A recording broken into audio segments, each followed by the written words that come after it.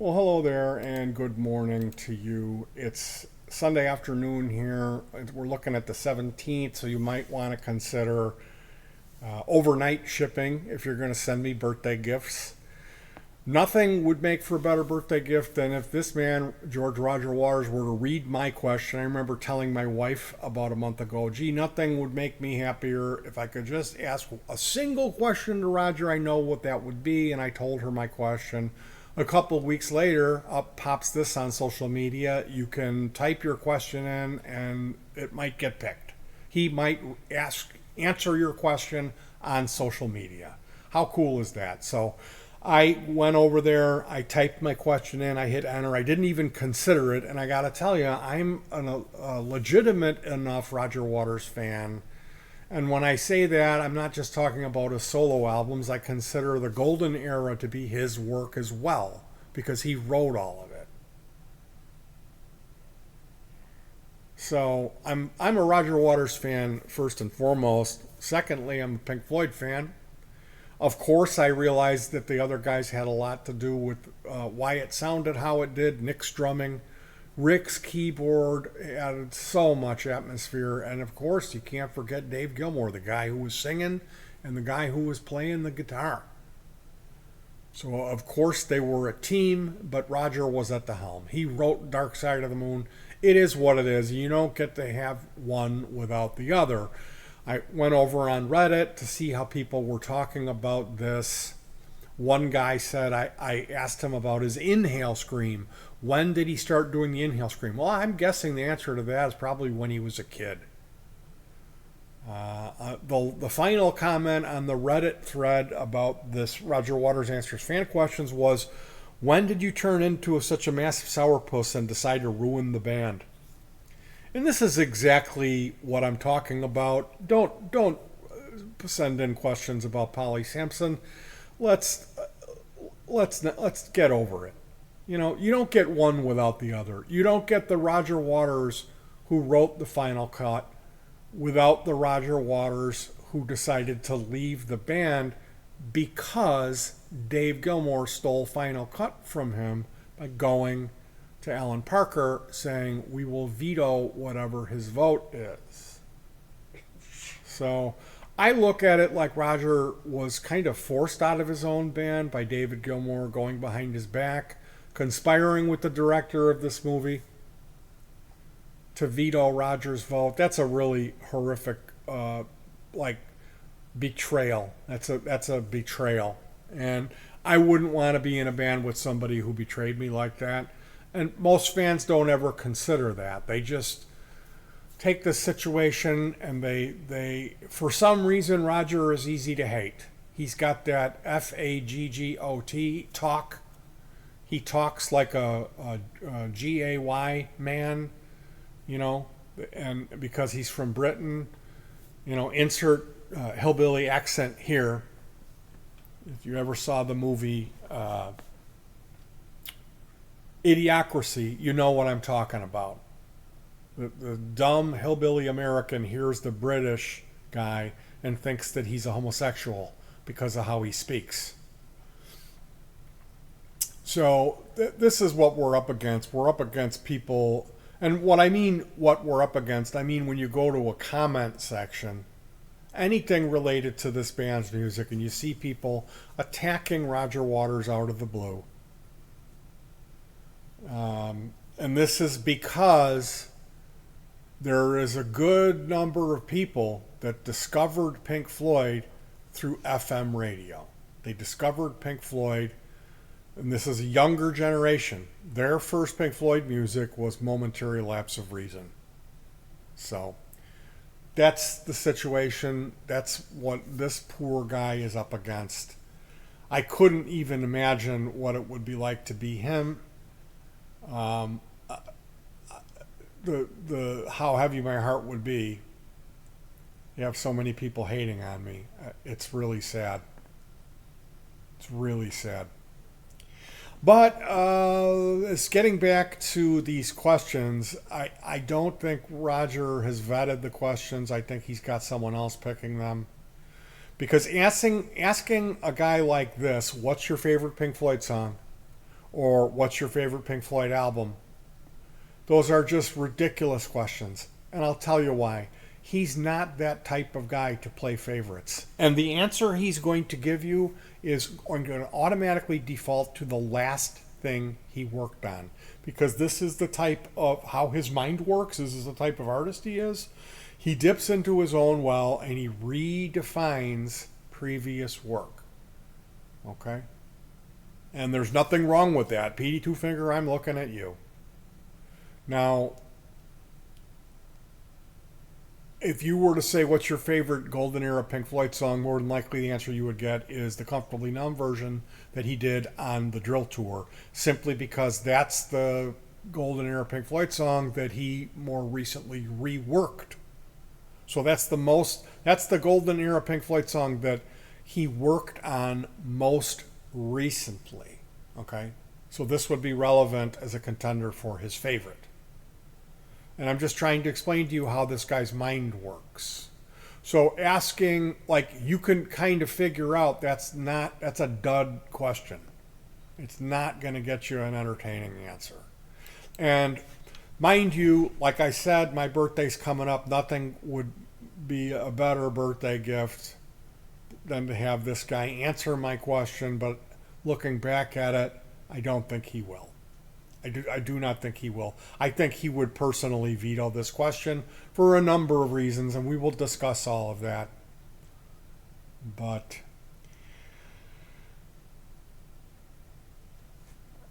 asking questions specifically to stir up things about the past, I think he does want to address certain things. And I really loved what he said so far about the guy in the back playing Donkey Kong, telling him how terrible everything was puts things into perspective for us. If you can imagine having your partner treat you like that when you're trying to record the follow-up to The Wall. He's just back there playing video games, telling you how much everything sucks. So there has been... like the more recent question was asking Roger, did he micromanage Dave when he played his guitar solos for The Wall? And if you haven't watched that one, it's telling. You should watch all of these. It's Roger Waters. He's 80, right? This guy wrote the most socially aware music that exists. And you don't get one without the other. You just don't. You got to take the whole enchilada with this guy, and you kind of got to give him a break for being who he is, because considering what he did, what he wrote.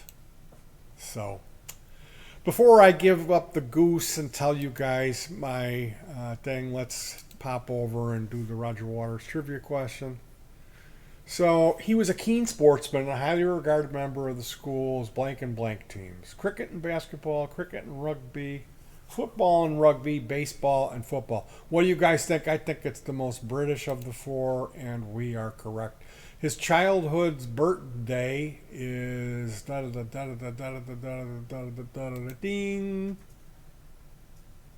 September 6, 1943. Roger Waters' Sot Eero is the fourth solo studio album by Waters, and it is about the English invasion, discovery of America, the Soviet Revolution, or the ding ding ding ding ding French Revolution. What year is this taken? I've seen him playing that white bass. Or is that black and I'm just seeing a reflection? I think it's a white bass. I've seen him playing that. I'm going to guess it's 70 because it is. When did they meet? Well, where did they meet? Was it Green Valley, Yorkshire, or Oxford? I'm going to guess Cambridgeshire High School for Boys. What year did they found the Floyd? Well, I'm going to say that was 65, but they were playing back in 63. In 63, Sense 6, I see what you did there. Pink 6, Six Monkeys, or the Sigma 6.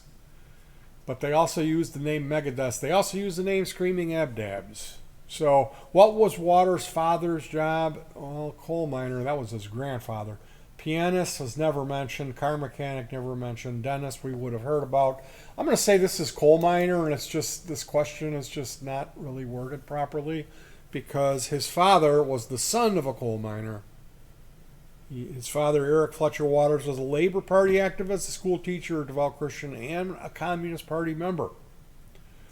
Waters' born name is, it's George Water Rogers. It's his birth name. And when he did the wall in Berlin, he is in the Guinness Book of World Records, and it is 200,000. So yes, am I qualified to be a Roger Waters fan? I think so. And my question for the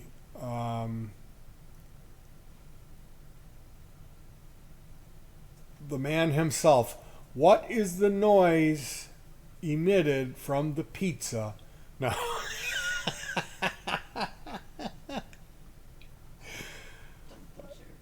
Huh? Don't share your question. Don't share my question? No. Why not? What if some person submits it and they get it asked under their name, even though it's your question? The submissions are over. Oh, okay. The question that I submitted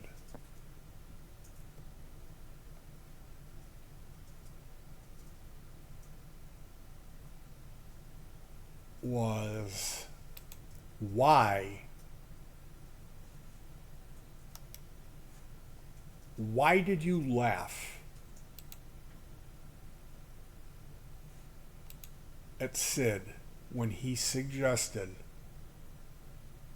that Pink Floyd should hire 2 female background singers that also played saxophone? Why did you laugh in his face when Syd Barrett suggested Pink Floyd bring into the band female backup singers, saxophone players, when you did the exact same thing on Dark Side of the Moon? This is my question for Roger Waters. And I can tell you right now, he is not going to answer that question.